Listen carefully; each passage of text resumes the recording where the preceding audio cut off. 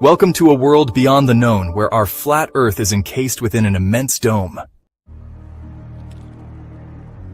Surrounding us lies an uncharted realm, guarded by an unyielding ice barrier. Beyond this wall, hidden from human sight, lie mysterious lands: Nibiru, Osiris, Valhalla, and Isis. At the heart of this hidden world is Nibiru, a colossal landmass orbiting under the dome with its own mighty sun, the Destroyer. Together, our sun and Nibiru's Destroyer follow elliptical orbits, creating a dynamic interplay of light and shadow. When the Destroyer approaches, its immense gravitational pull triggers earthquakes, tsunamis, and fires across our continents. These celestial events serve as reminders of the powerful forces at play just beyond our icy barrier, shaping the fate of our world. At the core of our lands stands Mount Moreau, a symbol of resilience and the enduring spirit of humanity within this enclosed dome. Join us as we explore the mysteries of our flat Earth, the enigmatic lands beyond the ice wall, and the celestial forces that govern our existence.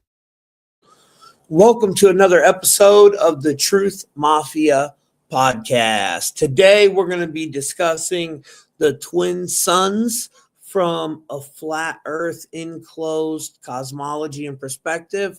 Before we get going, this is called fair use and is allowed for purposes of criticism, news reporting, teaching, and parody, which does infringe of copyright under 17 USC 107.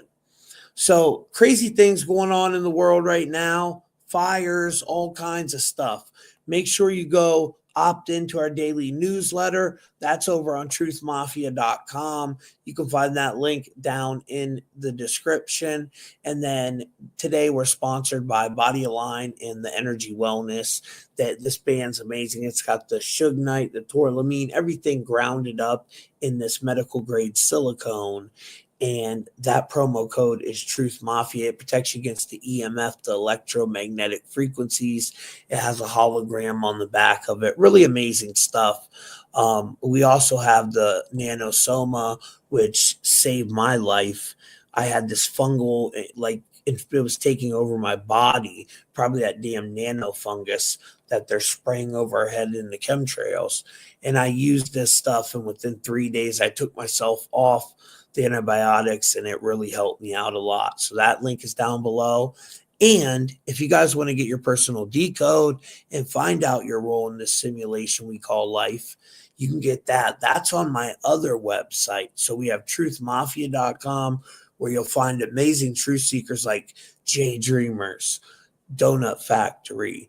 That's about it. No, I'm joking. B-Dell. There's a bunch of us over there. But we also got this new image I made, guys, with the NPC fighting the first player character. So them decodes we all have a source code attached to our name. So whether it's attached to the name you were born with too, your first and last name, middle name doesn't matter. This doesn't have nothing to do with your married name. It's the name you were born with, because I believe we live in an enclosed organic simulation, and God spoke us into existence with the spoken word, with some type of angelic technology. That's my theory. And this is on truthfultv.com. That link's down below. Today we have a special guest, and we're going to get into the flat Earth, the different land masses, the two suns. We got a bunch of really cool stuff for you. And without further ado, my brother from another mother, Dreamerz. Hey, that's too funny, bro. You're like, we got Dreamerz and Donut, and that's about it. and when the intro first, I love the intro. Like I said before, you showed me before, but I'm like, oh, my first Wikipedia article ever is going to be on this video. Like, it's like flat Earth is a pseudoscientific blah blah blah blah blah. Yeah. I made it with NVIDIA AI, guys, so it didn't get it perfect. Like I didn't like how it put it on a spinning ball at the end, the flat Earth. But I tried to get it as best as I could, and then it mentioned gravity in it too. So there was a couple flaws, but give us a little break. We're coming along here with the AI technology, and unlike a lot of these people that use AI to deceive the masses, I like to use it to help tell the story, but I'm not going to put a video out like this one me and Jay was talking about that is going viral everywhere. And people are saying, oh, yeah, there's a mysterious explosion in the sky before the wildfire started in LA. And you can clearly tell it's AI. I mean, look at their Instagram handle. It even has AI at the end of it. She sees everything AI. So, Jay, what'd you say? What's your opinion on that AI, brother? Yeah, I think it's possible, but like I said, it doesn't matter to me if it's AI, if it's fiction, if it's a commercial. I'm gonna always look for the truth in it because I believe there's truth in everything. I think everything is true. It's just that it's twisted and warped and tied into knots and stuff. So the truth to that video is there will be 1,000 points of light in the sky. There will be uh, dots and flickers and striations and filaments that are self-luminating and plasmoids and toroidal fields and things that light up that are phenomenon, and people think that they're ghosts or spirits or gods or angels or creatures or whatever. So I mean, like, that is just us. Even if it is AI, or even if someone made that or whatever, that's us tapping into what I call our ancient oblivion and our collective subconscious about ancient history and even the future too, because the past and the future are the same. Yeah, I kind of agree with you there. And shout out to everybody in the comments. Welcome to all Jay's people over here. This is being hosted on my platform, but we're streaming it to my brother Jay Dreamer's channel too. So everybody, we got the Good Vibe Tribe in here with the Yeah. Truth Mafia crew. So Yes. these are two amazing families to get together. They're really good people, and we're happy to have you all here. Yeah. Speaking of phantazoids and these other entities, Jay, that show up. And guys, today we're going to get into here in a minute. We're all going to roll into just the perspective. Me and Jay had a conversation on the phone. Like, what if instead of how everybody says the Nibiru is this sun on elliptical orbit with our sun, but it's coming from way beyond Pluto? What if it's really this other sun that is on the other side of the ice wall, because there's these other land masses over there? So it would make sense that there could be two suns in here, right? And they're on an elliptical orbit. And when that comes around, that causes all this destruction known as the plasma apocalypse. It has many different names, the rapture. And that's when the depressurization happens, plasma pours through. It was just a perspective we were talking about. We thought it'd be a cool perspective to talk about with you guys. So speaking of phantazoids, and we got to get into the fires going on, because everybody's talking about the fires, but nobody's talking about the fact that it could be plasma. A lot of Yes. things Jay's been saying for years are manifesting in front of our eyes. Right. Yes. That's why I feel like having an alternative cosmology helps. I mean, it's not necessary, but that's why I'm cool with that intro. And that's why I'm cool with, our people and our crowds that are open-minded and, truth seekers and researchers that, may or may not follow, different beliefs or worldviews or whatever. But having a different cosmology allows for more possibilities depending upon what that cosmology looks like. And um plasma within the earth and plasma outside, which is acknowledged by academics that there's a whole plasma sphere. These are crucial, I feel, to understanding what happens in here in the world, in the closed system that we live in.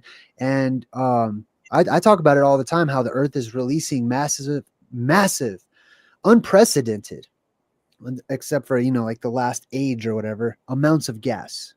Like all the gas that's being released, everyone knows gas can explode. everyone knows, or many people know, that gas can ionize. It can become a neon light. It can become luminous and a dark light and a glowing light, but it can also combust, which I think is happening, more and more as we go forward. And there's more pockets of these gases that are being released, from certain cavernous areas, but specifically in places that have like natural openings anyways, like volcanoes or volcanic islands, or places around the Pacific Rim, or, places that have deep cavernous systems that go into the earth. All that gas could be ionizing or combusting and causing these fires in these random areas or whatever. 100%, and no one's talking about that. And I'm all about the dewdrops. You know what I'm talking about, the dewdrops. I'm all about them using not the and guys, look, they're so far beyond just directed energy. They actually have plasma weapons too. So I mean, I'm all about that. Yeah, the government could be doing that, could be a major land grab, but it could also be, they could be pushing that narrative. We have to think outside the box always. They could be pushing that narrative to keep us away from the fact that we go through these cyclical events, and it might be the plasma apocalypse, this cyclical, phenomenon that happens over and over again, and they know it happens. So speaking of phantazoids, Jay always talks about during when we're getting closer to this time, the veil starts to thin and entities start to enter our realm. Well, there was some entity seen in the sky during the fire. My boy Sheldon on Instagram, he was talking about this. It kind of looks like, I don't know, Jay, what the heck do you think? It's not the best video. So, let's start it over again. Kind of like a dragon looking thing. I don't know what that is, honestly. Sometimes there, there's definitely something there, when I see these videos, but I mean, something as sort of vague as that is open to all kinds of theory and speculation, interpretation. But the one thing that I can agree on is there's something up there. Yeah, I can agree on that. Could be a kite, who knows? But there is something up there. And for all my people, I just want to let you know, check down in the descriptions and check out some of Jay Dreamerz' amazing stuff he has over on his channel. Check out, oops, is that the right one? Oh, well, no, it's halfway right. I left the part. Yeah, that wasn't me. Yeah, the donate part is not right. That was from phase 1. So let me erase that part. But Jay, sorry about that, guys. They can get my books and stuff if they just go to jdreamerz.com. Yeah, jdreamerz.com. The links or on Amazon. Amazon's just get a plain vanilla, plain old book. But if they order it from my website, then they get all the merch extras and autographs and, dedications or whatnot. He's got some really cool stuff on his website, and he just hooked it up. I got all of his links down below. So what I did there, I had interviewed phase 1 a couple weeks ago, and I took phase 1's name off and put Jay Dreamer's name in the middle, and I forgot that I had phase 1's donation thing below it. So that was my fault, guys. My apologies. And there's been a lot of different perspectives on this fire. Let me show you another one. Maybe this was plasma. I don't know. Was that watching Fox News coverage of the Eaton fire? There is this light that goes from the fire, as you can see here, and it zips across the screen out of range. I don't know what we all just witnessed. I wasn't the only one that saw it. There are many other people online that have screen recorded this. It is super weird. Did you see it? What do you think it is? Yes. I'll tell you right away that I think that that's a likely candidate for plasma, because I see the same exact type of lights that shoot out of volcanoes, and volcanoes are electrical in nature. Like, so you have all that debris that's going up into the atmosphere, which is basically a fluid, and it can allow electricity to pass through, and you see all these like volcano lights and orbs, and people oftentimes think that there's a UFO connection or whatever, but I've seen similar lights just like that. And to me, they're plasmoids. They're ball lightning, which develops, and then it immediately continuous upon an electrical current. You know what I mean? Usually going down towards the ground, which that particular one did. I mean, I don't know what it was, but that seems like a good candidate to me. Yeah, no, me too. It definitely looked like plasma. I thought so. And I seen someone in the comments say, could you drop a link to the thing in the sky? I actually don't have a link to it, but I can give you the Instagram guy's name if that'll help you. His name is Sheldon Surya 369. Sheldon Surya 369. Tell him Tommy Truthful sent you. He's a good guy. Really good guy. He's got some interesting stuff. Yeah, that was an interesting one. And then my boy Shaney, I would always like to see Shaney and Jay do a podcast together because you guys both got that whole good vibe thing going on. Shaney has a whole different perspective. Let's see what he's saying. Solidified melted metal action from this car. Many people are already going to be thinking that would be a pretty hot fire, which it would be. So there must be a forest right nearby that's burnt. Oh, not really. Now, in this book, Where Did the Towers Go? There was a parking lot, and it was, they called the toasted car park, because almost every single car in this parking lot got toasted. And it was near the towers, makes you wonder. But the strange thing is that you'd have images like this, where the outside of the car is toasted, the paint is melted off, but inside plastic and vinyl still is intact. Same thing with this, toasted exterior, but unburnt upholstery, unburnt seatbelt, plastic molding. And it's all about the strangeness of what happened to some of these cars on 9/11. Makes you wonder. Does make you wonder. And then we had this one. I know y'all thoughts on what y'all think about LA been set on fire. So everybody heard about these mysterious fires that had happened in LA. Literally transforming large parts of the city into looking like a wasteland or a war zone. But why is nobody talking about this? Word around town is a large proportion of the fires is man-made. Like people are literally lighting the city on fire. Like causing the fire to spread on purpose. So, this one's interesting. I guess there's been many people arrested. But again, this could be a narrative to keep us looking at that whole perspective. Oh, it's a land grab, it's this. And we know the government does do evil stuff like this, but we can't overlook a natural event. This phenomenon that we're talking about, the plasma apocalypse. And from the perspective I was looking at, Jay, the cosmology, I mean, it was hard to find different flat earth maps. Here's one I found. Have you ever seen this one, Jay? Yeah. I think it's called Nos Confunden. Yeah. So I put his link up there as IG and all that. The guy that made it. And he said there's 178 worlds under the Great Dome. Well, 178 is artificial reality. It's the number of the Saturn matrix. So if there was this many different lands under this dome, there would have to be another sun, if not a couple. Right, Jay? Yeah, it stands to reason. Especially to me, I'm just gonna say this, that particular image really resonates with me because you remember I was telling you about the fractal verse theory that I talk about. That looks to me like the tip of a neuron or a synapse or something, which to me gets even deeper into simulation theory and the mind of God and how all things are created and how they're sustained and stuff. But on a lower level, I believe that the sun. Now this is my perspective on what the sun is.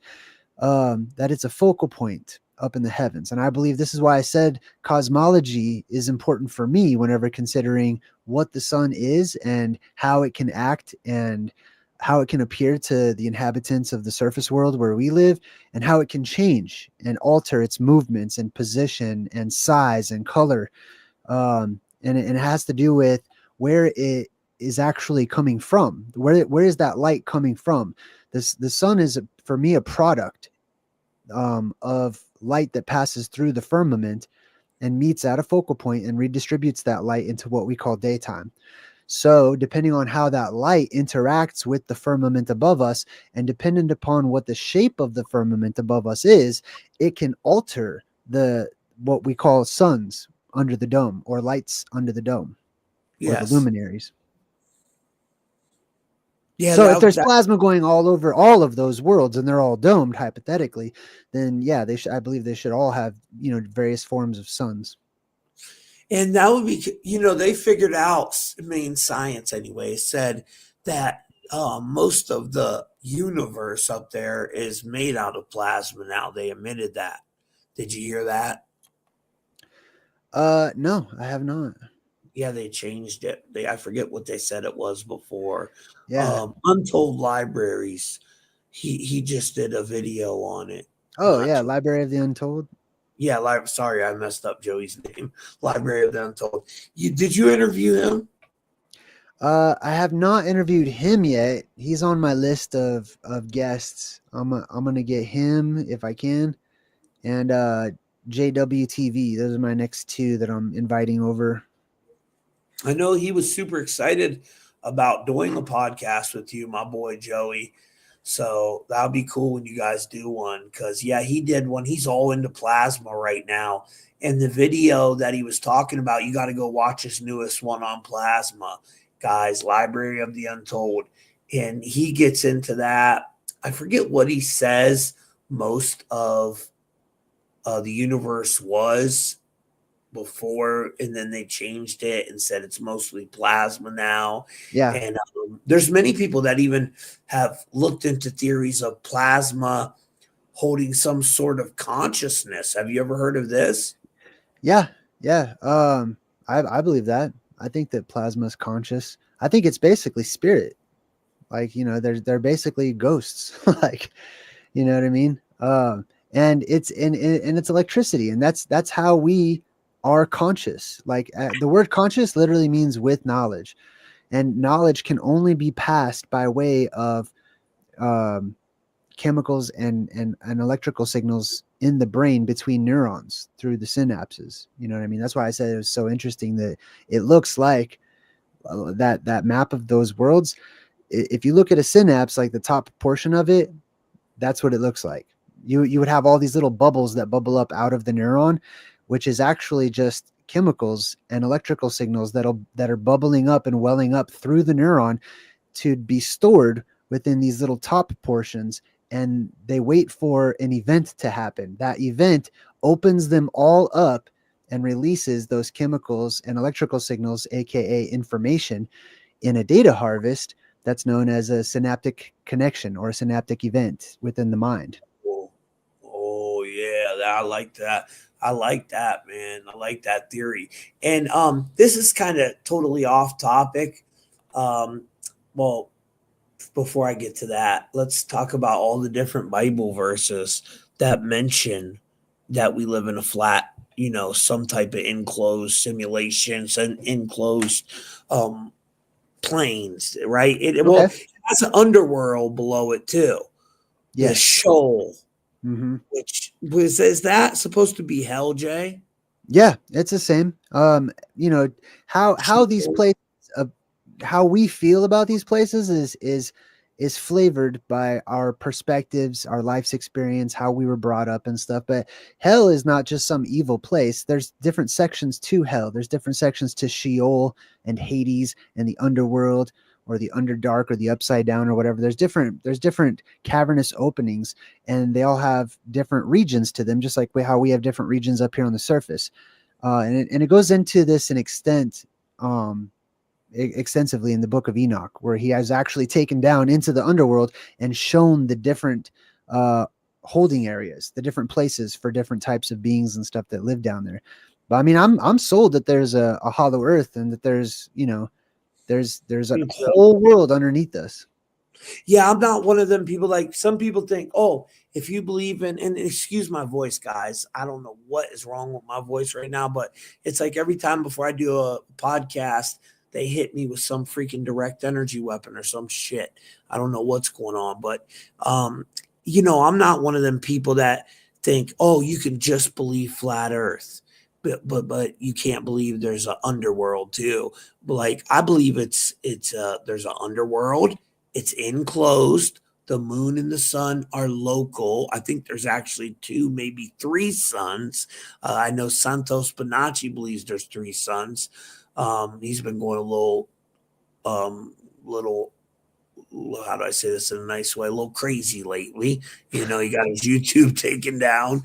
But shout out to Santos. He still brought us a ton of knowledge out here, and we all have our hard times, so it's okay. Yeah. I don't know why these images remind me of an eyeball. Kind of reminds me of an eyeball, that one in the top left corner. Yes. Many people have made the connection that the ancient cosmological depictions of Earth do tend to resemble an eyeball. And I love that because I tend to agree with them. See, the thing is, I don't believe that the dome is strictly dome shaped. So I believe that the dome isn't just like as simple as being a bowl over the Earth, but it's Right. bowl-like, but that it actually has other shapes as a part of it. So like, for example, let me show you this. I talk all the time about what I call the apex dome, and that is at the apex of the firmament itself. Here, can you put me up real quick? I want to show this thing. So this is just a fishbowl that I bought at the, at Walmart or whatever. You see that? So there's a fishbowl, right? So it kind of bows out. This would be like, the underworld down here, okay? And then you fill this up with land or whatever. But at the top, you can see there's an indentation at the top. See how it kind of drops down right there? Yep. That is what I call the apex dome. That's why I bought this, so that I can use it as an example. It's hard to get the depth perception on the video, but as you can see, I see it. I can see it dips downwards. That is the eye. That's the all-seeing eye. That's the great eye in the sky, or the eye of providence, that is looking down at the world. And whenever we go through a polarity reversal, terrestrial beams of energy shoot up from all those gases that are bursting out during the depressurization event. They're shooting up through caves and openings in the earth, creating these light pillars, basically beams of light that illuminate the firmament. And people see this. They see this alternate sun that's lit up there in the heavens, or primeval sun, I should say. Now, talk about what you was talking about on the phone with me, where you said you had a theory like Nibiru could be a reflection off the dome too. Yes. So my theory on Nibiru is that Nibiru is actually the apex dome itself. So from my perspective, there are no under the dome, that there are no planets, there are no, other worlds, there's no rock moon or anything like that. That everything up there is a luminary, which is a light. There are, I believe, other actual physical worlds beyond the dome, just like how we were showing, the other map or whatever that has those other domed worlds and stuff. But within the dome and under the dome, everything we see is a light. Now, the lights we have right now are points of focus, meaning they're just light, and they're projections, meaning they're projected light that represents a physical object behind it. So, for example, the moon, for me, is a projection, which means that the image we see of the craters, and which are probably really domes, because that projected image is actually inverted and upside down. And so we see a projected image of a portion of the actual firmament above us that the light is passing through. And the planets are that as well. They're just different portions of the firmament itself. So Nibiru, that is an exception. That's a different one. So Nibiru, for me, if it's the apex dome, which is that eye in the sky that dips down from the top of the firmament, right? The firmament itself just dipping down, making an inverted dome. If that lights up, and it lights up red, which I believe it will, portions of it will, the color is besides the point, but behind it is ionized hydrogen, which tends to be a red spectrum. But if that lights up red and it opens up and it allows for beings to come into our world, which is an enclosed system. Now we have the portal of God, or a star gate, an actual gate that looks like a star in the sky, opening itself up, and other beings and creatures and energies can come into this world and do, and we may leave if we have, sufficient technology to survive the harsh conditions. You can actually leave, which is why I think NASA and Elon and those people are all doomsday preppers, and they're getting ready to leave the world behind. Agree with you. And I seen this person said, we give everyone a chance to think. So they said flat earth is a psyop designed to fuck critical thinkers, and it worked. Leslie, could you give us why you believe that, honey? Why do you believe that? What is your theory on that, or your thesis on that? We would love to hear it. Because I'm always willing to listen to anyone with an open mind. But Jay, yeah, so, let me exit this out right here so people can see. Okay, So there we go. the concept of suns as well, like this goes back to, like I said, I call Nibiru, or what you call Nibiru, I call the apex dome. Same thing. That is to me the primeval, primordial sun. That is the actual sun.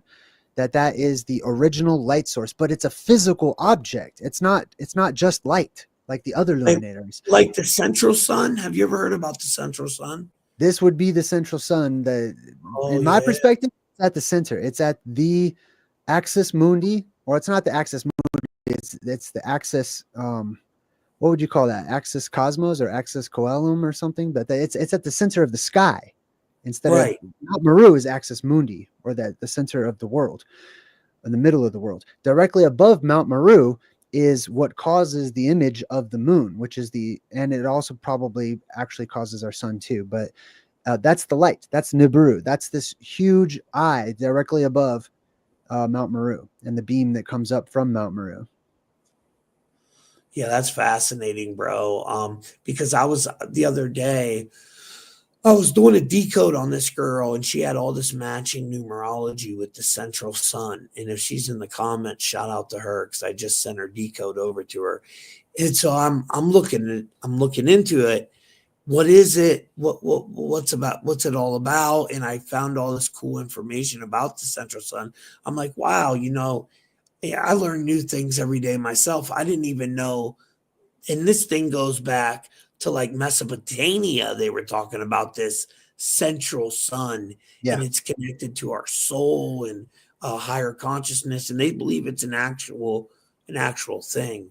There's some people as well, Jay, that believe the suns are portals to other realms and other dimensions, higher and lower. Now, I believe that this organic enclosed simulation is coded to the speed of light. And that's why you have to travel beyond the speed of light to then, break out of this, or travel through the stargates to other realities throughout the multiverse, or whatever it is, these other worlds you can travel to. But I definitely believe, like you do, that there is other worlds out there. They're just not the way they explain them to us, like planets. So you know what I'm saying? Yeah. So the primeval sun, to me, like, you may have heard people discuss like different timekeeping methods, and one of the older forms was called the Shar, right? And to me, that was just Nibiru, or the apex dome, as the light swirls around it, and it goes through its own phases, just like the moon goes through phases, but they're on much longer time periods or whatnot. And this was an older sun. Usually it's depicted as being red. So if you look at all these old depictions of the sun, or what we think is the modern sun in the ancient days, that was a red sun. It was gigantic, just like Nibiru. It's huge and it's red. And that was one of the original ones. But then there was more than one sun that came about. The one created two, and there was two suns. Or like I've got some information on this that I'll share later. But there was like the moon and the sun. But at first they were both suns, according to the legends and the myths. It wasn't just some dead world called the moon and then some light. There were two lights initially. Yeah, and one of Saturn them, was once a sun too, they think. yes. Well, I also think that Old there's Saturn.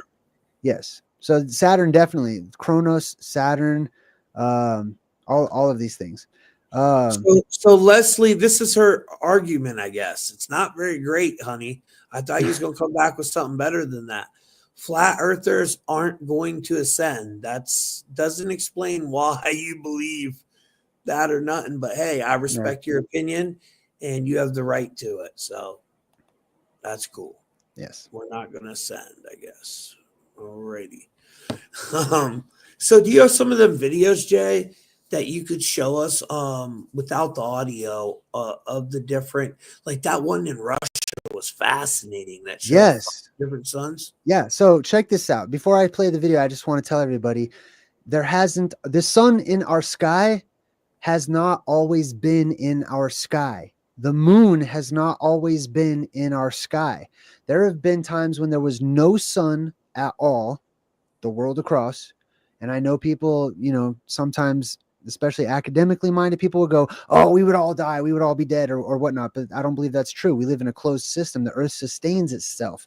It provides heat for itself, and water and gases that we need to live and stuff.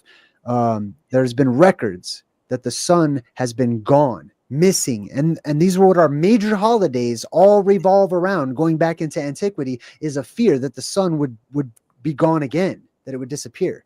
So not only was there this sun that's in our sky right now that's been acting real weird and real funny, and it's interesting times that we live in, and it's changing colors and it's doing all kinds of strange stuff. That sun wasn't always there. There was a time when there was no sun, and there was a time when there were many different suns. And I'm going to show you an example right now. I'll get my screen shared and I'll show you that video. Shout out to my homegirl right here too. I love her. Amazing person. She's been following me since the beginning. All right, I got it muted and queued up.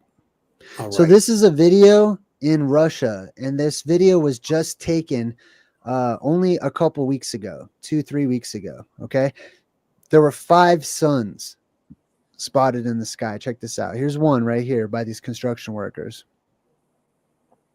Now he's going to pan over, and you'll see like sort of a dimmer one right here, another one on the other side, another one right there, and then a 5th one.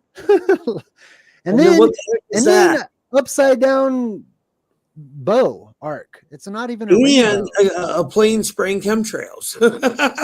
Yeah, doesn't just it does. It's no leap of the imagination to look at this right here and go, that looks like a heavenly body. That looks like there's an object out there or something, right? A reflection of the dome or something. Yeah. Yes, exactly. I believe that these are we get insight every once in a while when the atmospheric conditions are right, and we can see shapes that the dome has, that the light, thanks to the light passes through the dome, and so the image from time to time of the dome or parts of it are revealed to us. And that's what I think that we're seeing from time to time. But 5 different suns. And this is just one example of one video. And this one right here is one of my favorite ones, because this one does not give off the feeling for me of it's just a camera artifact.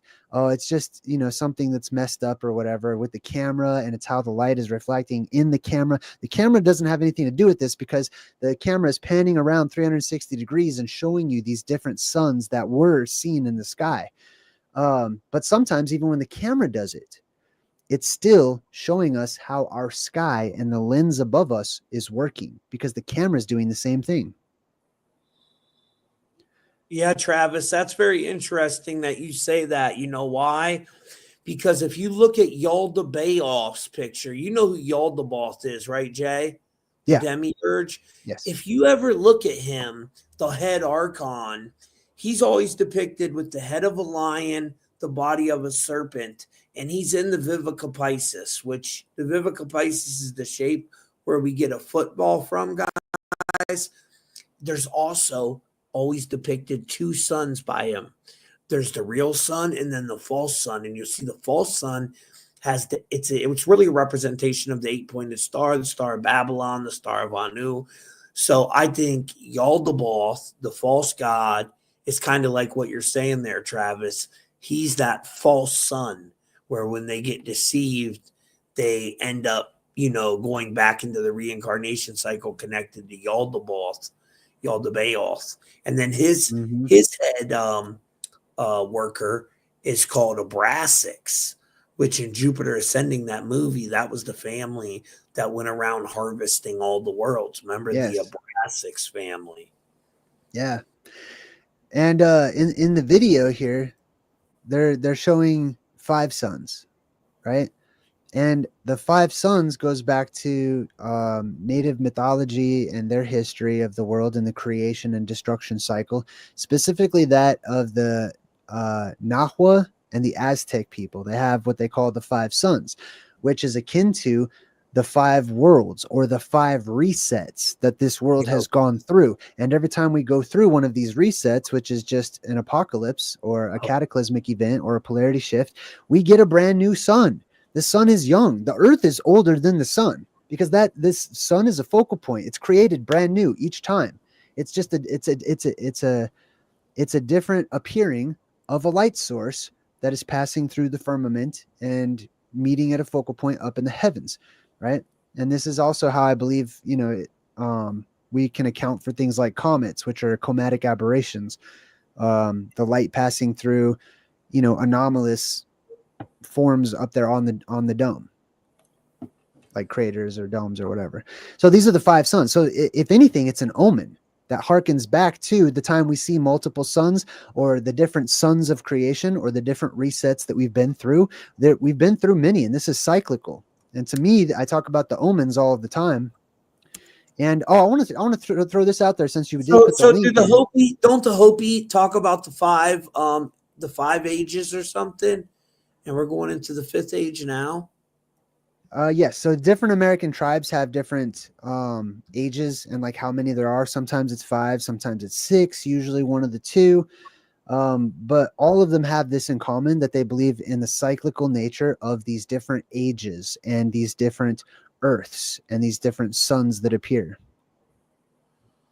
Interesting. Yeah, that is very fast. So, guys, it could be something like that that's causing all these natural disasters, all these floods, all these fires, or it could be the government with a land grab. Who knows with them, right?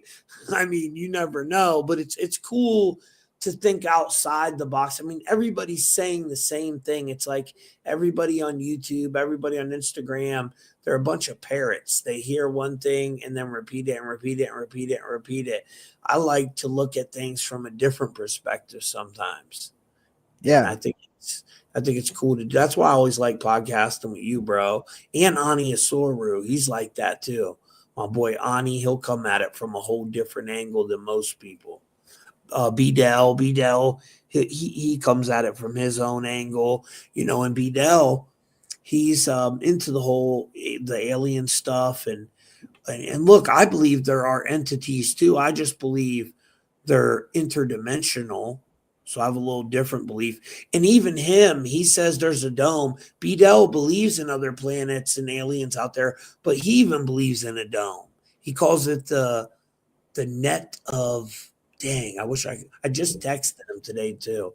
The net of Endria and Bedell, if I messed up, I'm sorry.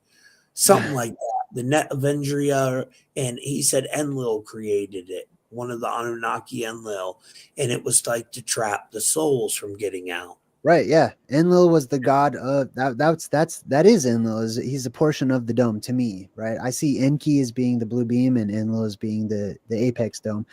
And there was these other subsequent gods that were created too, or suns in ancient history. So for example, we've got I pulled up just a couple different examples. If you want to hear some different examples of like times when there was multiple suns in the sky.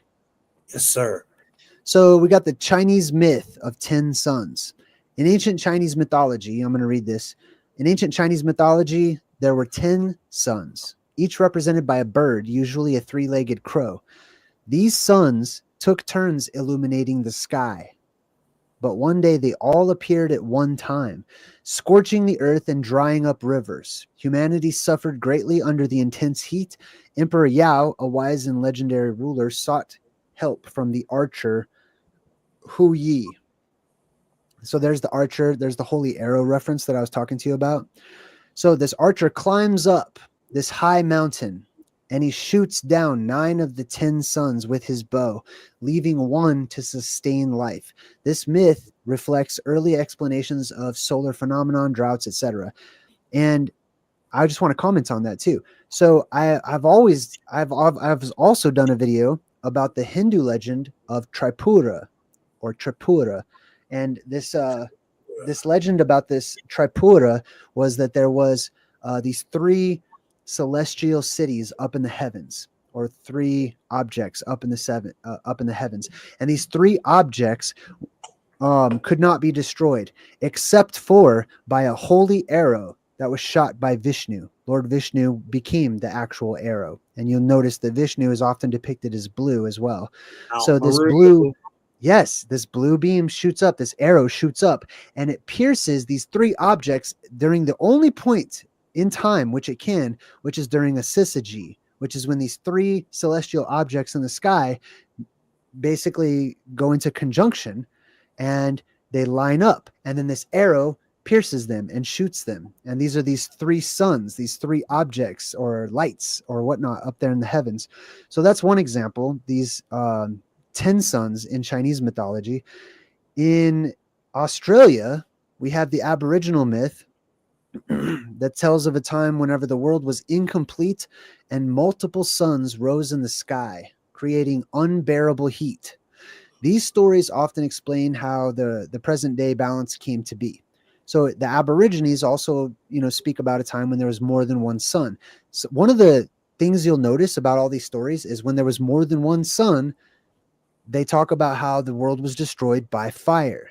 And this is that cycle that goes back and forth. There's the flood, and there's the deluge, and there's the washing away, and then there's the burning, and there's the trial by fire and being tested and put through the fire. We're headed for the fire, is my belief. The oceans are still here. The water is still here. The world is still flooded. So it needs to be removed. It needs to be burned off and sucked up and taken out of our atmosphere. And that's the next one that's coming up. So it stands to reason, if the ancient legends about multiple suns and the world heating up are true, then it stands to reason, if we use that as a starting block, we can look forward to it happening again. We can see that there will be a time again whenever there's more than one brilliant, bright light source up in the heavens that we call the sun. And the Bible even says that this will happen. It says that the moon will become the sun. The Bible talks about how the moon will become as bright as the sun. In Hopi mythology, the Hopi people of North America believe in a cyclical view of time with several worlds that were destroyed and reborn. On some accounts, previous worlds ended due to catastrophic events involving the sun. One story suggests that the destruction of the past world, the sky burned brightly as if there were multiple suns, bringing in intense heat. So we're seeing more burning, more intense heat. In Hinduism, Hindu cosmology, the universe undergoes cycles of creation, preservation, and destruction called kalpas. During the destruction phase, known as pralaya or prala, how do you say that? Pralaya. I don't know. Pralaya. During this destruction phase, legends describe the sky as being filled with multiple suns, symbolizing the cosmic fire that consumes the world. This phenomenon is tied to the god Shiva, who performs the dance of destruction, which to me is also the exact same as, Nibiru, the apex dome, etc., and so on and so forth. Right. To dissolve the universe, paving the way for its rebirth. Now, check this out. I'll share one more thing with you and tell me what you think about these, because now I'm going to talk about the omens that you can watch out for that lead up to more suns appearing in the sky, right? And the world getting hotter and the trial by fire. So there's omens that led up to all of these within the myths themselves. So, for example, within the Chinese 10 suns, it says that the sun's orderly rotation failed. And so all these suns appeared together, symbolizing a breakdown of the natural order. The ancient people carved out holes in megaliths that lined up with solstices so that they could check it during a certain point of the year to see if the sun was in its proper space, in its proper point, in its proper place and time. And when it wasn't, they knew to get ready. That's why they studied the sky. There was also drought and an intense heat that they experienced before all these suns appeared. Also, there was unrest amongst the other celestial objects up in the heavens. So lots of strange signs and lights and omens and harbingers that were seen up in the actual heavens. The Aborigines talked about dreamtime chaos. In Aboriginal cosmology, the world was initially in a state of disorder, and multiple suns rising represents the lingering chaos of the dream time, a primordial era when the rules of nature were still being established. To me, I call that the time of magic. The dream time is where we're headed into right now. Right now we're in sleep time, and everybody's just unconscious, basically. People are just sleepwalking, like robots walking around bumping into stuff, just living, but they're not really alive. You know what I mean? There were changes in the land. So the land itself was going through extreme changes. The Hopis talked about human corruption.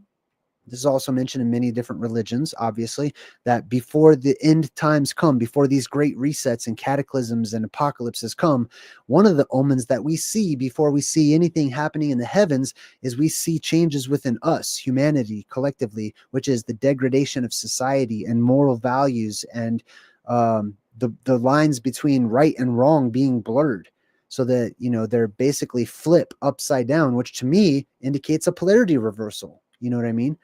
The whole world going from left-handed to right-handed, that indicates a polarity reversal, and it affects us on a polarity level, electromagnetic level. And so people become evil, like, basically good becomes bad, bad becomes good. That's a polarity flip. So corruption within humans, that's another sign. Signs in the sky, also celestial disturbances, cosmic disturbances, moral decay, and other astronomical phenomenon like eclipses, comets, and whatnot. So I've seen a lot of these, and I talk about these all the time on my channel. This is a good example, I feel. Don't you think, when you see this video of these 5 suns? I should have been playing this video. When you see some stuff like this in the heavens, that's an omen. That's something that's abnormal. That doesn't always happen, right? What kind of stuff have you seen? Your mic was muted, bro. I don't know if you're talking. Yeah, no, I know. I muted it. I was back here looking at trying to record this. So what you were talking about there, have you ever watched that movie? Wait, because it was reminding me of the 3-body problem, bro. Oh yeah, that's what I was thinking of. And so, like, there was this graph that showed the 3-body problem, and that's with the 3 different suns. And they kept coming to these cataclysms every time. And the 3-body problem that was on Netflix, that's what it was all about. They were trying to figure out how to solve this, right? That's what I was thinking about when you're talking about it. Sorry about that. That's what No, you're good. I totally agree. I think that entire movie is about this, actually. It's about the times, there's chaotic times and there's times of peace here on Earth or whatever. Right. And the whole concept of 3-body problem was trying to figure out how to prevent the apocalypse. The reality is you can't. That's the 3-body problem. There is no preventing the apocalypse. There is maybe you can do something to make it, to push it back a little bit, or to hearken it and to call forth the apocalypse and make it happen quicker. But it's coming. It's a part of it's life, death, and rebirth. Our world has to go through these cycles that are part of the cosmic order or the heavenly order, the natural order, whatever you want to say. That's a part of life. It's a part of all creation. You know what I mean? 100%. And in that 3-body problem, wasn't it like the places like CERN started tweaking out in that, right? Yes. There were glitches in the sky. It was like the Matrix, man. And then the Hadron Collider started. I think it was actually called CERN in it. They used a real name, if I'm not mistaken. Yeah, there was like even one part whenever all the stars flashed, they all turned off. Yeah. right? Yeah, bro. That was Right. wild. And it's easy for anybody to just to just minimize that and say that's just a movie. They can make anything happen. No, it grabs us because it's true. There's truth to it. That is a possibility, and it has probably already happened in the past, and we're tapping into it. How could all of the stars just flash and turn off all at one time?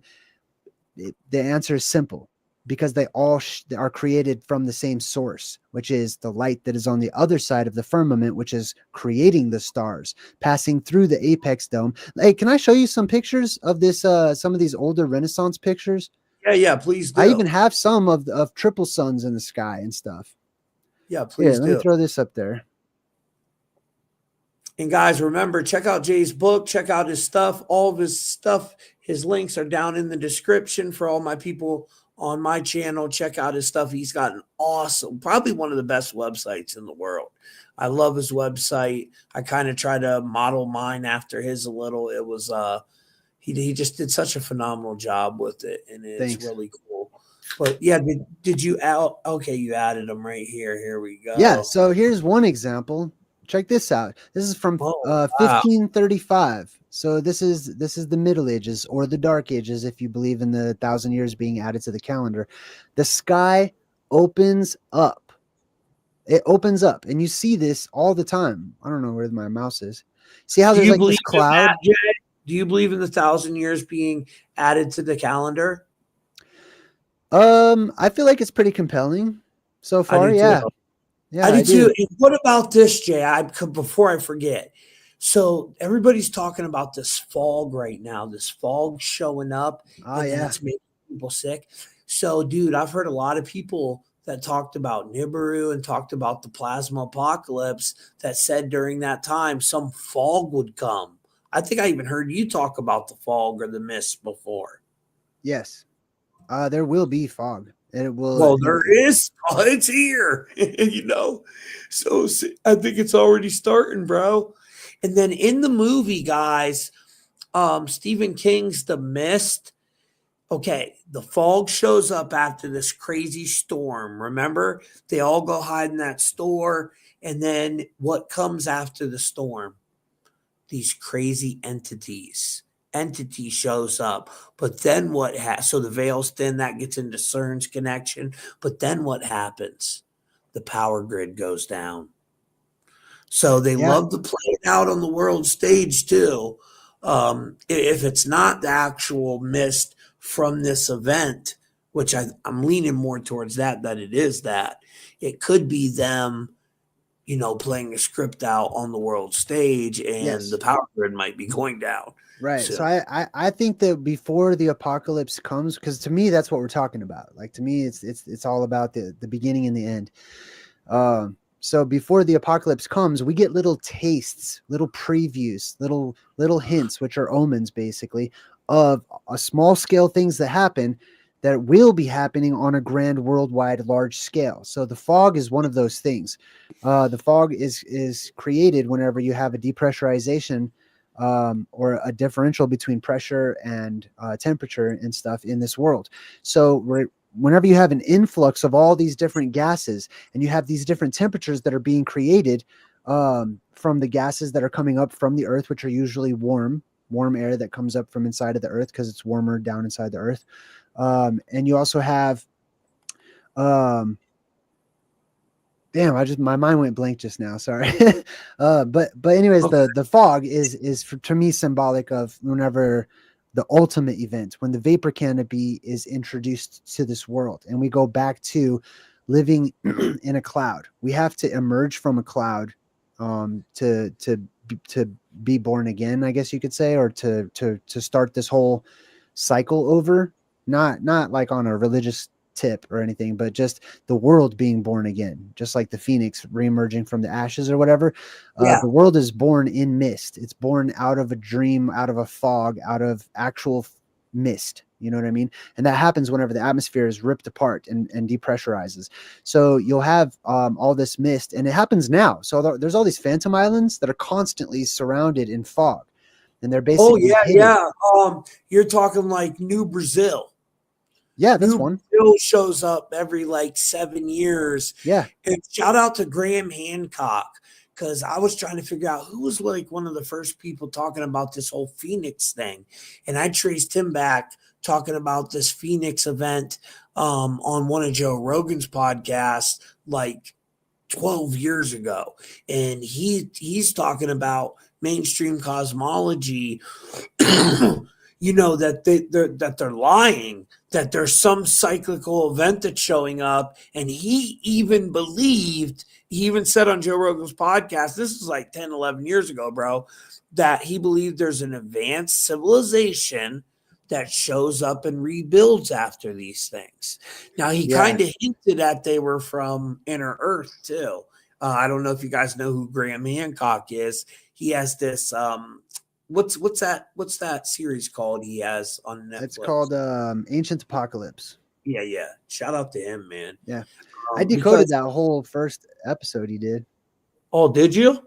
Yeah. I mean, I really like the things that they're showing and sharing with people, because it's a lot of good evidence for the things that I'm tapping into as well, which has to do with cosmology. Once again, a return to alternative and ancient cosmology, and there being an underworld is one of those things. There being, something beyond the dome where other beings and creatures come into this world. But there's also Hyperborea to take into consideration. So there's a middle ground, which is the Garden of Eden. It's Hyperborea. It's the land at the North Pole that surrounds Mount Meru. And those people and those inhabitants, they stay there and their lifespans are extended because the stimulation from the electrical field, the amplified electrical field in their atmosphere, stimulates their skin to constantly create more and more elastin and collagen, and it brings life to a dying body. So it doesn't allow it to die, basically, which they become the immortals. Those are people on the surface levels that are basically our elders because they're older than us. And whenever they're kicked out of Hyperborea or they're kicked out of the Garden of Eden, they become nomadic and they wander around. Those that didn't go, retreat back into the earth or leave up into the heavens, they stay here and their family members become nomadic, and they bring this ancient knowledge in different ways and strange ways to the Southlanders out in the surrounding areas. I got those pictures pulled up if you want to put them up. Yeah. Let's pull them up. And I seen somebody say, "Show your face, my G," right here. Well, Jay, did you just see my face 2 days ago, didn't you? Yeah. There's a reason I don't go on screen no more, guys. And that's personal things. But I'm a real person, I promise you. There's many videos out there where you can go watch and see my face. And plus you have no business telling other people what to do. Yeah. Just, get off my buddy, man. Don't go around telling people what to do. I don't feel comfortable right now. And the reason is there's times I don't want to be on camera, I look like crap sometimes. My son went to a party, guys, and my son's biracial, and they called him a word there that, kind of hurt his feelings. So he got in a fight and they jumped him, and he came and got his dad. I went back there, and me and the kid's dad end up boxing. And let's just say that his dad didn't fare too well, but he had an 18-year-old son that came up from behind me and bashed me in the mouth with a baseball bat and knocked out several of my front teeth. So, I'm going through some surgeries and stuff to get my teeth fixed. That's the truth. Hey, thanks for sharing that. But even I'm just saying, as my friend, regardless, this is your channel and you get to be whoever you want to be on the internet. You don't have to show your face. You can show your face. That's up to you. Nobody has the right to tell you what to do. And also, to me, that's another omen of the times we live in, is that the humanity is just full of entitled people that feel like they just get to be served, and everyone should just do, live up to their expectations or whatever. And like somebody saying to telling you to show your face or whatever, that's just that they're paranoid. Oftentimes people start saying like, "Oh, this channel, they don't show their face. We don't know what they look like." Who fucking cares? I'm so sorry, but excuse me, man, but who cares? That's besides the point. Why don't you listen to the information and see how that vibes with your life experiences and your learning and your knowledge and stuff. And forget all this, trying to create conspiracy theories in your mind and jump off the rabbit hole without being tethered. Like I bungee cord down into the rabbit hole. Some of you people just jump and you're gone, man. You disappear. I never see you again. Just go. They've said, look, bro, they've said I'm a clone. I'm an AI robot now. They killed the real Tommy Truthful. They're not listening. You know what I'm saying? They're not. I don't even care if you are a clone. Like all that matters to me is that what I consider to be the truth vibes throughout me and resonates with me and brings me to freaking life. And that's why I vibe with you and other truth seekers. I don't care. I don't care what you look like. I don't care what you sound like. I don't care. I mean, to a certain extent, I have to be able to communicate with you, but all that other stuff is people getting lost. They're getting lost and they're getting caught up. And this is exhibited and proof and evidence of their upbringing. They're into, all of these reality shows and being in everyone's business and having, the authority and being allowed to talk trash or like even on video. Anyways, I don't want to go off too much on a tangent. All I'm saying is that we're better than that. And I would just block people like that if I was you, just instantly, because that they need to go home. They need to return and get better prepared because they're bad guys. They're bad guys to me. Okay. Well, I worry about, and that, but I've told the story before. So, but you got a couple trolls that always want to come in, show your face, Tommy, show your face. And, I do to my friends. Hey, I can't wait to meet trolls in the post-apocalypse because it's going to be Dungeons and Dragons, buddy. And I'm fucking good at it. Step up, trolls. Let me meet you in the apocalyptic world, in the post-apocalypse. If Kronos doesn't eat your ass when you get sucked up into the heavens and electrified and turned into stone and petrified, and you're pissing your pants because all the stuff you never thought and couldn't even dream of happening is now happening, or all the fantasies of the world are now coming true. Where we're getting them. Let me meet up. Meet me on the field. Let me see. Oh, I don't, bro. No. Trolls. Right, Jay, when we get the superpowers, bro, that's when I'm telling you. Just wait. You know how in the movie Superman will he's so strong he can toss a dude into space. Yeah. I'm gonna slam somebody against the freaking firmament, dude. I'm tossing trolls. All I hope. And guess what? You can't hide in the post-apocalyptic world because there's going to be telepathy reinstated. Okay, so you can't hide and think that you're just going to not let everyone know that you were a troll in your past life. I will know, buddy. Yeah. What do you think about the new Superman? You asked me, Tommy, did you see the trailer? And I don't know what I think about it though. They're going back to the old character, ain't they? Man, I didn't see too much. There's a dog. But thank you for sticking up for me, Jay. I love you, brother. You know that. But yeah, he's wearing underwear again, Superman. I don't like it. I don't like the underwear Superman. I'm not feeling it. I think it'll be cool. My guess is that, there's truth to Superman and stuff too, but the time of superheroes was a hot time. It was a hot age. This was back when people were either didn't wear clothes or they only covered up the bare minimum because the world was very tropical in nature. Well, what gave Superman the power, Jay? Our sun, remember? Yeah. Our sun gave him the power. That's why, because it was something to do with our sun that in our gravity, they said, which who even knows if that's real, but that's what gave him his powers. But look at his name. It's El. It's all tied to Enlil, El. It gets into the Elohim, Saturn, El. There's a bunch of different connections there with Superman. Yeah, that's Aten. So that sun, that's the primeval sun. That's not this sun. This sun's weak. Hold on. Where's my... Okay, you got the pictures up there? Yeah. I love so this right here, this is the primeval sun. It's also, it goes by Yahweh and some other stuff too, but it's extremely powerful.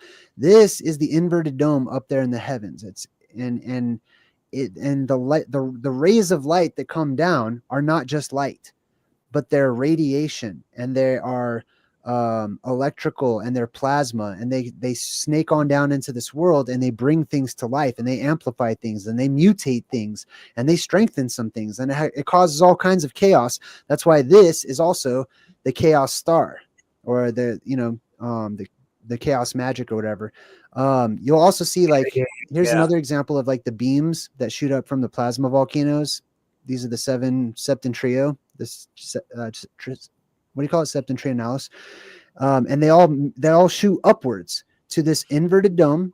This is a dome up there in the sky. This is Aten. This is the ancient Egyptian god Aten, just one of many names. Tetragrammaton is really, ain't that Aten that they're praying to? Or is I that believe so. Yeah, I think so. So I mean, you'll see the Tetragrammaton, which is up here at the top. That's the name in Judaism. They don't say the real name of God. Yeah, that's not even a name. This is just that's Yod He Vav He, which is Ihava, Yep. which means I am, or I live, or I exist. It's Hawa is also the name of Adam's wife. It's actually not Eve, it's Hava. So this is Ihava, I, Eve, or I am, or I live, or I exist, or whatever. But anyways, I don't want to get too far off the topic, but these are different examples of this inverted dome that you see oftentimes depicted right above Mount Meru, right above where Jesus is. This is a rip in the sky. And you see how it's red behind, right? In this particular image from the Middle Ages, right? You've got all these clouds that go around. That's because it's depressurizing right there. The atmosphere is deep. There's a pressure differential up here. There's a lot of other things happening too because of the super cold conditions and electricity and things. Go ahead. Well, what do you think about this? Okay, so I seen like the star they always talk about that led the wise men to Jesus? Yeah. It's the 8-pointed star, dude. And what if Jesus is what is considered like what they say Nibiru is, or the destroyer, and that's when he comes back and judges there's theories on that. I've always wondered, is there any connection to that, do you think? Is there a connection to what, Jesus and Nibiru? Jesus Christ being Nibiru, yeah, the destroyer of worlds. Yes, there is a connection. So here, this is another good example too. I really like this one. I like these Middle Age, Dark Age manuscript drawings and bestiary drawings and stuff. But this is exactly what I'm talking about. You see how like you got the plasma squiggles that are coming down? Yep, the worms. Yes. So you see that in the ancient Egyptian god Aten as well. But see, here's a good example. This actually has Jesus in it, and many of these will. Let me see if I can find a better one. Hold on, let me see real quick. I think I got another one. So Jesus is, and this one actually shows you. So this is a top. This is a view of the inverted dome up here at the top. This is a view from below, and it always contains the stars and the sun and the moon. 3 objects. This one, the sun, and the moon. Thing behind his head, Jay, the Iron Cross. That is the oldest symbol for Nibiru. Yeah, which was called the crossing. Right, and it was that symbol. Yes, that's the doom shape or the dome shape. So if this right here, hold on, if this, let me find a better one. So here's another one. So this is like an inverted dome up there in the heavens or whatever. If this is made of a reflective substance, which all of the religions tend to indicate, then it would reflect, especially when it's lit up from below, as you see this plasma volcano shooting, light up to it. If it's lit up, then it would logically reflect the world below. Now, directly below this inverted dome is Mount Meru. And surrounding Mount Meru is a big X in the form of these rivers. Look at that image. Right. So this is, look, that's the inverted dome at the top. You can see it up here. Pisces. There, Jesus Pisces. Yep.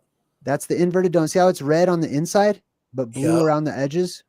There's like little cloud formation where the blue is up the top. So that is, to me, that's Nibiru. That's the apex dome. That's Nibiru. Jesus represents the light that is born out of the world coming from this plasma volcano. This is Mount Meru in the center. He's always flanked by 2 witnesses, which is an anode mountain and a cathode mountain. And, electrically speaking. You have a positive and a negative. And Jesus is you know? in the middle. He's always directly below this inverted dome. He's always directly below the Father. Sometimes it's known as like the Father, the Son, and all that stuff. But these are different depictions of it. And sometimes you see like the fire, the flame comes down and the flame rests upon these people. This is like Pentecost. So whenever like Jesus's followers and the apostles and whatever, there was the day of Pentecost, whenever the Lord above breathed on them this holy heavenly fire, and the fire descended upon them, and they were all of a sudden they had telepathy. All of a sudden they had these powers and they had the ability to understand one another. There's another one, this guy standing on the snake and the lion, and there's the dome with the hand coming out of it right here. Right. But this is to me the primordial sun. And in many of these depictions, it actually shows the sun and the moon, our sun. This is not the sun. This is not the focal point up there in the heavens in the sky today. Look, it's setting things on fire. You see that? Right. See all the fires that are coming up and stuff. So there's a connection between this object, which is blue on the outside and then red on the inside. And it's also the dome shape or the doom shape in the Colburn Bible. It has an X on it. This is why he's getting ate by a dragon. Yeah. You'll see the Phantazoids and there's mutations and stuff too. So there's humans and things like that. Here's another one down here. Oh, and that's Jacob's ladder, which also represents our the Kundalini traveling up the vertebrae of the spines, connecting to the pineal gland, the third eye. What's up at the top of that? Jesus. Oh, yep. That's the apex dome. So, dude, this is where Jesus goes. So check this out. Hold on. Let me find I got another one in here of like, there's pictures of Jesus being sucked up into this apex dome, up into the heavens. I'll show you a picture of it and then I'll talk about it real quick here. But there's pictures of him standing on Mount Meru, standing on the pinnacle of this mountain. Here's a good one. So he gets sucked up, and this is the apex dome above. It's just kind of squiggly right here. But hold on. So you have to imagine that you've got Mount Meru, which is like the throne or the seat or the thing that Jesus stands on or rests upon, the light of the world, right? That beam shoots up into the atmosphere and it stays for a long time and it ionizes the surrounding atmosphere. So you don't even need the original beam. The surrounding atmosphere is so electrified or amplified that it leaves an afterglow. It leaves a charge. So whenever that beam retracts after we go through a polarity shift and that beam gets sucked down into the earth to charge once more where it is now, before the sky opens again, you will have an afterglow or the spirit of that light or that phoenix or that savior figure or that God or angel or whatever. There will still be an afterglow, a golden afterglow. And whenever the sky opens up once more, that afterglow immediately afterwards, basically, that afterglow gets sucked up along with the aurora borealis and many other things. They get eaten by Kronos. They get pulled up into this opening up there in the heavens. Damn, that's fascinating. And shout out to my boy Jacob Israel, another Truth Mafia member. Jacob, I think I seen on my phone, brother, that you messaged me on X, so I'm going to hit you back. I hope you did, because I've been excited to do that podcast with you. It's just like we keep missing each other, and it sucks because Jacob's one of the best ones out there. Have you ever podcast with Jacob yet, Jay? No, I don't think so. Oh, he's amazing, bro. You would love him. He's been doing it for a really long time. He's really good too. You should check out his channel. Yeah, shoot me a link and I'll go subscribe and check it out. Yeah, it's just Jacob Israel. Okay. So pretty cool name too. He's a really good guy though. Yeah, Jacob, we'll definitely link up, man. I'll get a hold of you, bro. I met him through Donut Factory. Oh, right on. Shout out to our brother Donut. Oh, this is also shown within Freemasonry. I'm sorry, like I don't mean to change the subject. No, you're good. You're good. But this is also shown to us within Freemasonry as well. And you see, okay, notice right here how there's like these three flashes coming out of this apex dome up here. This is how it was described within that Chinese legend. Remember how they said that the suns looked like three-footed crows or three-legged crows? I don't remember that one, but That's I okay. believe. Well, these are Wait, just go back to that one. Go back to that one with Jesus. Go back to that one. One this one. more. That one, yeah. That's pretty fascinating there. Explain this Yes. one. Okay, so this is a traditional depiction of Jesus's like baptism. You know, I mean, it's showing multiple things happening at one time, like him walking on water and other things too. But there's also a play that's happening with perspective. So one perspective is that he's like, this is like a river, and this is just the land, and it splits, and it just goes that way, and it goes that way. But another perspective is that this is Mount Meru. This is the split Right. mountain. This is the Mount of Olives, and it is split, and Jesus is the cause of that split. And that this isn't water, that this is actually plasma that is erupting up into the heavens and, you know, re-ionizing the atmosphere, basically. And then you have the introduction of like monsters and sea monsters and stuff too. See how big he is compared to Yeah. these little tiny dudes? Yeah, he's way big. That dude's got a wing or something, or that's his coat. No, it's probably a demon. Yeah, that thing looks crazy. Yeah. So why he's got that same Iron Cross thing, which is that symbol of Nibiru, man. Right. I'm telling you, there's something there with that. Look at this one too. This isn't always even, you know, some of this Renaissance artwork is Christian in nature, but not all of it is. So for example, you can see this is like alchemical work. Yeah, this is some alchemy right here. Yeah, they're showing you this fluid that is up there around the apex dome, which is basically a gigantic superconductor, and that there's people hanging out of it all the time. It's showing you that this is the planet of the crossing. This is where other humanoid beings come into our world. Yeah, And you can see the light flashing. The planet of the crossing. He's throwing up blood into that thing too. Yeah, it did look like he was throwing up blood. That was pretty tight. There it is again with all the little red plasma coming off of it. Look at that. It looks very similar to what the Jesuits use. Yes, I think this is the origin for many of the different types of symbolism. Here it is again with the 3 lines. I think these 3 lines are actually just 3 beams that shoot up from the anode, cathode, and Mount Meru itself. There's the Jacob's ladder. Here it is again. This is Jonah and the whale, or fish, or monster, or whatever. And here he is up there. Here it is again. But I'm actually looking for one that shows. I'm looking for one in particular. Crazy pictures, bro. There's many. Like this one right here is actually, this is Mount Meru. That's alchemical. But they force a perspective once more. See on this picture how it looks like you're looking straight, but you're actually looking down. This is a view of the top of a mountain going into the earth. This is going down. This is leading you down into the earth, but it's a strange perspective because it's from the side. But they can't show you the side angle here and the landscape angle with the important stuff up here if they show you down into the earth. So they just take the earth perspective of looking down into it and they flip it sideways, and you know, they can show you both. Total alchemy vibe to it too. Yes, this is all alchemy. This is the origin of alchemy. This is the great alchemical wedding between the earth and the sky. There it is again. But Jesus is almost always, you know, represented in many of these. Sometimes there's a hand coming out of it, but this was a sun. Getting back to the sun topic, this. Look, you can see the tree of life right here, right, and then the inverted dome right above that. Is that the phoenix flying up there? Yes. So there's also going to be a phoenix because the tree of life is the phoenix. It's the Jesus symbolism and the light of the world and whatnot, and it's cyclical in nature. So you'll see there's often a volcano.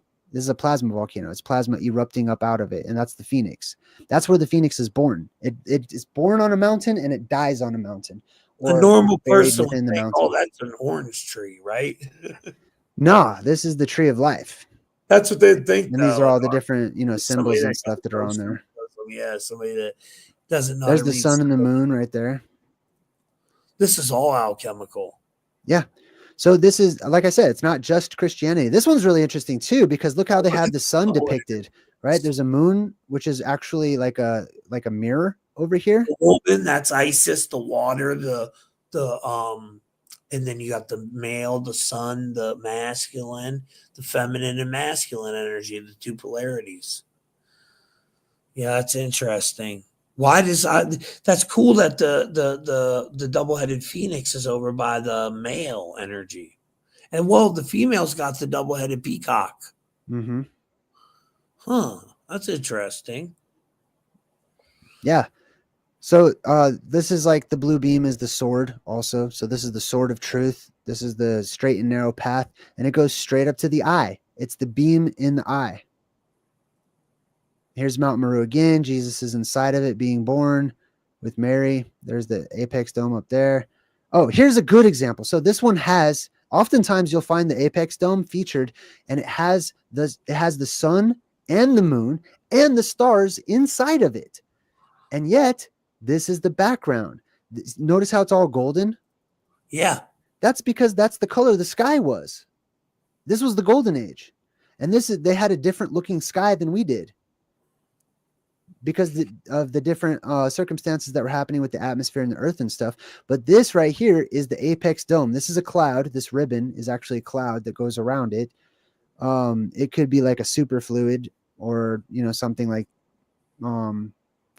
between a vapor and a gas. Like the vapor that's electrically canopy? amplified. Right, Yes. right. Am I tripping, or does it look like there's three, like it looks like a sun and two moons, like one's being eclipsed by the other?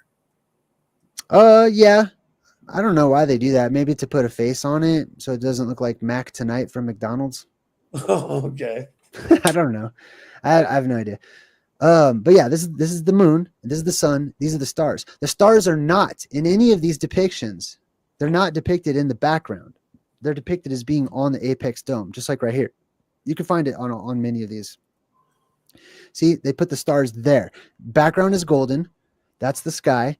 The stars are up here because this is probably where the stars are created. The golden This is age. interesting. Hey, this is Snoop Dogg's little hand signal that he does, isn't it? It is. Yeah. That's the Very Lord similar. throwing some gang signs. Very That's- similar. That's the number 6, dude. When you do like that, it's Roman numeral 6. Very similar to Snoop Dogg. Even this over here in the top left-handed corner, that looks like some gang writing. Right. That's funny. It was gang banging back in these days. Guys, make sure you smash them like buttons, please. And we got the legend up in here. We didn't just have Jacob Israel. Now we got the legend Donut Factory. Oh, snap. Shout out to Donut. We got all-star cast. We hung out a little bit last night. We had a good time. Shout out to my brother. This is one of my favorite ones. This is Jesus just hanging out. Is he getting sucked up there too? Yes. Now check this out, though. Watch this. So remember that one. Here he is again. So this is Mount Meru. Okay, he's not standing on a tree stump. He's not standing on, some small hill. This is a small depiction. This is just a cartoon style image that's symbolic. This is Mount Meru. This is his feet. This is where he stood. And clearly he goes straight up into this opening that has all this plasma that's shooting out of it. There it is again. This time it's not with. This time's without Jesus. And then they have these weird plants back during the Middle Ages too. Look at these strange trees, dude. These asparagus trees. All that purple, that's all tied to Saturn. See how they put the stars in there? And the gold background? That color purple, Jay, it came from a snail. It was very rare. So like the peasant class, they weren't even allowed to wear that color. There was a certain time you could get killed for wearing that color. Or at least so right. So now see, here we have the introduction of otherworldly creatures, monsters, mutants, or whatnot, which I think these are just mutated humans. They look like they're either coming down or they're getting sucked up. What do you think? I don't know. Coming down, maybe, right? That one dude, he has freaking entities on his elbows. Yeah. Let's check him out. Look at that. Look at that. He's got a little nose, mouth, radioactive looking signal on the one elbow eye. Yeah. But this is that same ribbon, that same blue ribbon. This is the Yep. This is the apex dome up there. Do you think they were being sucked up or coming down through the crossing? It could be either one. It depends on what point. So immediately after depressurization, everything's going to get pulled upwards and outwards out of this world. So it'll just get sucked out, just like when you first open a soda. But after it reaches equilibrium, the atmosphere, and everything, everything has been depressurized, that's when things can float back down. And then they do float. They don't just fall down. So the buoyancy reaches an equilibrium, and then things can float back down to where, gravity restores, basically. But it'll be way less dense and way less, things will be less heavy. And so things will be lightweight because of the increased buoyancy. So you see like many examples of this. Is a sun, though. This is the many people look at this and say, oh, that's the sun. They were sun worshippers. This is the sun that they were looking at. This is not the sun. This is the dome in the sky that was lit up that they could see during these times. Yeah, you can clearly see it. But a lot of people don't know how to read symbolism. That's why I love symbolism. Donut, shout out to my boy Donut. He's really good at that too, picking out symbolism and there's two donuts in here. This is a different donut. Shout out to that's this. the Danger Mouse donut. Yeah, he's cool as hell, man. He's from across the pond. And then we got our American Arizona donut, the famous one. The famous donut. He's like Justin Timberlake. Now, have you seen the new movie that just came out called Flow? No. Cartoon. It's about a cat. I haven't seen it yet. I'm recommending it to you, my bro. I recommend it. I'm going to break it down. I'm definitely break it. Probably, who knows, this Sunday. I don't know, but it's soon. I'll check it out then because I love the movies. There's a scene that is this. There's a scene where there's this white bird. It's basically like a bunch of animals in the apocalypse. Okay, there's no humans or anything. It's just a post-apocalyptic world, and it's from the perspective of these animals. There's this white bird that goes on the top of this mountain, just like how I showed you with Jesus in Mount Meru. And this bird gets sucked up into this, plasma up above, and this opening up in the sky. They show this. It blew my mind. Well, now what's it called again? Let me write that down because I'll forget. Yeah. Oh snap! Movie. Just turned off. That's odd. There's a lot of good movies. Oh, guys, before I forget, Donut, listen to this, brother. There's this new documentary out. It's called 2073 Donut. Watch it. Which 2073, rearrange that around a little bit. What do you got? 237, which is the hotel room or the room in The Shining. That 237 is a very, very powerful number.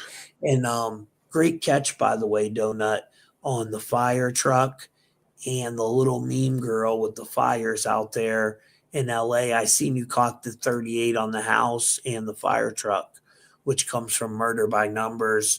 So I was proud of you for that. I seen that. Made me very proud of you, just to let you know. But yeah, 2073, Jay, it's a new documentary out, and it's straight about the plasma apocalypse. It gets into Peter Thiel and Elon Musk and them trying. Well, it also has, what's his face in there? Mark Zuckerberg, how they're trying to set up this Uber Bros society because they know some cataclysm's coming. It's very fascinating, bro. It just came out. It's called 2073, guys.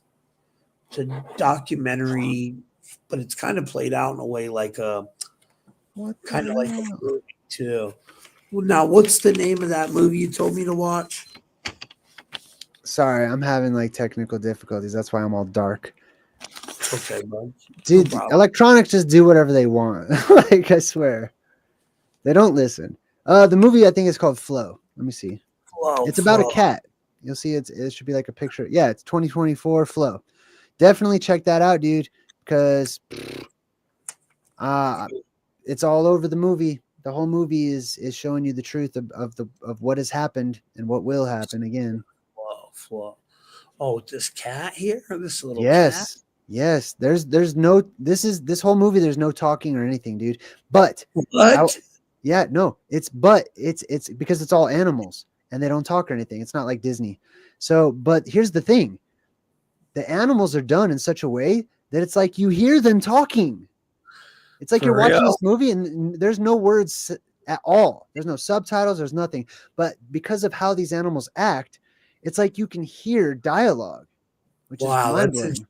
I'll try to get into it, Frick. but my son, Carmine, and Donut try to get me into Squid Games, and I could not do it. And my son Carmine's like, Dad, what do you mean? It's in English. I said, no, dude. That's like one of them old Japanese movies or Chinese movies. It's not in English. They're just using English voice actors over it. I can't watch movies like that. It drives me absolutely nuts. Absolutely nuts. But Donut, are you watching the new Squid Games, bro? I know my son Carmine said the new one's pretty good. Yeah. It's 2073, my friend. 2073. I said if you mixed a couple numbers around, you would get 237, which is the number of the room in The Shining. But the documentary is 2073. Donut said I didn't like it. The new version of Squid Games. Wow. You like the other ones though, right, Donut? You should watch that Torching 2024. It was kind of like that roasting. There's so much predictive programming in that. It's got that bald comedian that he does the roast.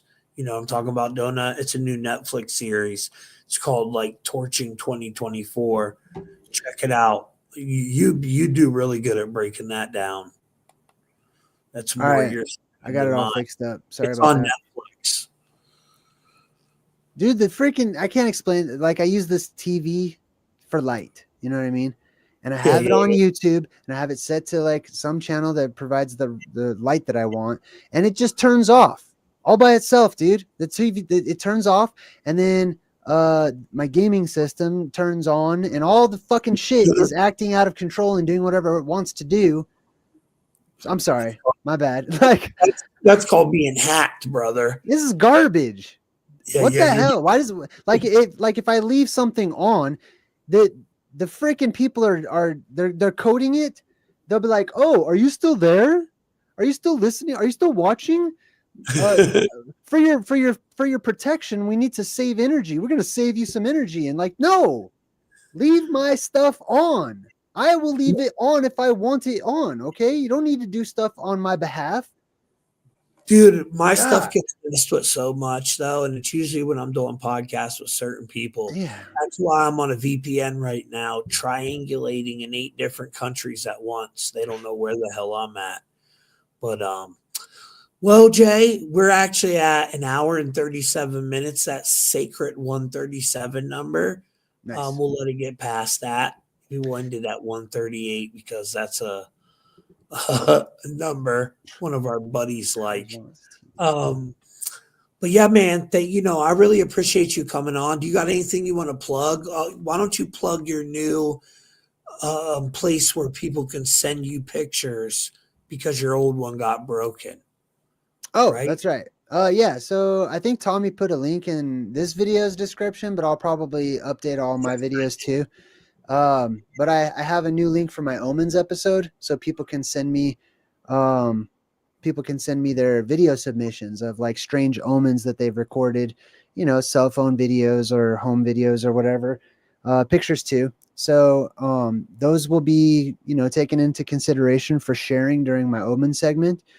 And it's just my Dropbox. Basically, I just created Dropbox. The old software program I was using was like charging too much, and the memory that they were giving me wasn't enough. So I took that down from my website for a bit, but I'll add it back. And then of course, check out my website, Dreamerz.com. And there's a free 24-hour cram session, so you can check out all the members only stuff and see all the behind the scenes episodes and backdoor to my website and all the member stuff, and my books and all my merch and all the all that fun stuff is available, for purchase on my website too.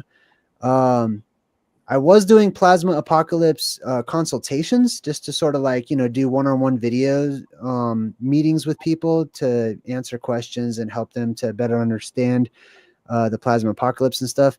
And many people started to sign up for that, but I haven't figured out a way to offer that service through my website since I changed stuff. So that'll be something that returns in the future. Yeah, Wix is always changing everything. I don't like their new version, dude. Yeah. I like the old version much better, but then you don't get the option to turn it back. It makes me so mad. And don't forget, guys, if you want to get your decode and find out your role in this simulation we call life, if you're an NPC, maybe one of these very powerful first player characters like J Dreams and Donut, they're both carriers of the rare Neo code, whether they know it or not. You can get that over on truthfultv.com. And I make you a custom image. I like this one that I did for Kelly because she was her spirit animal is the same as mine. If you're a Capricorn, your spirit animal is the snow goose, which sucks. But hey, it's a very powerful bird. I heard. I always get all those stupid things. I'm a Capricorn, which is like it's a goat mixed with a fish. Donuts is tight as shit. He's a half puma, half wolf. I mean, that's a crazy animal.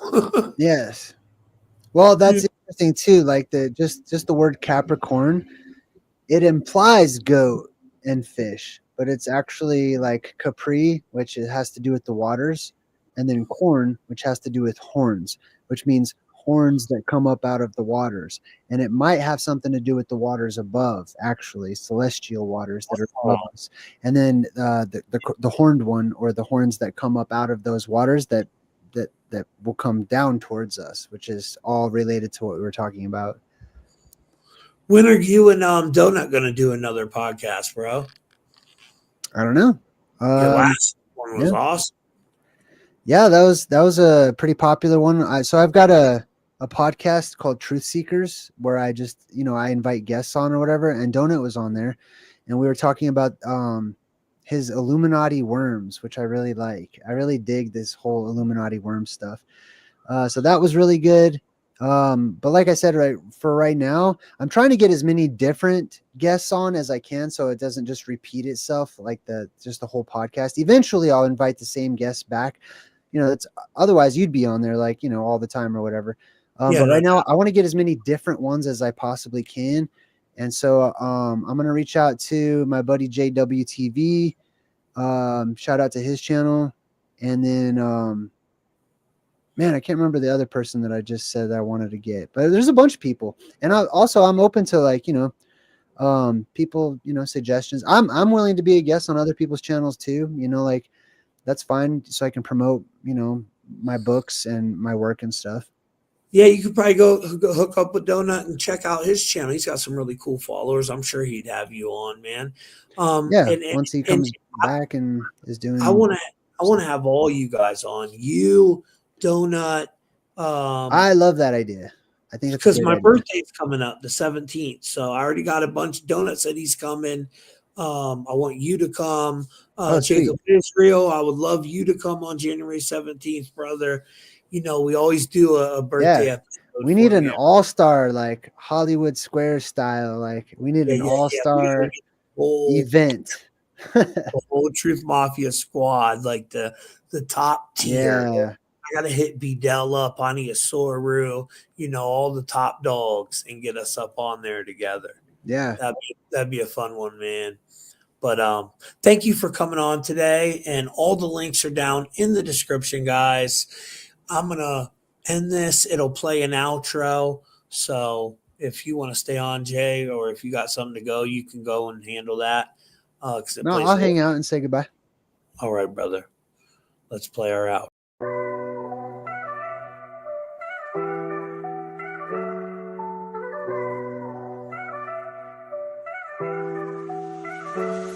Yo, we living in a sim, reality's a game.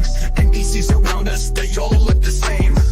soulless entities controlled by AI. Quantum computer running life, asking why. Are you just a player, controlled by machine, or a first player character, living the dream? Tap into the code, break free from the lies. Decode your gematria, see through their disguise. In the simulation, what's your role, what's your fate? Are you real or controlled, can you navigate?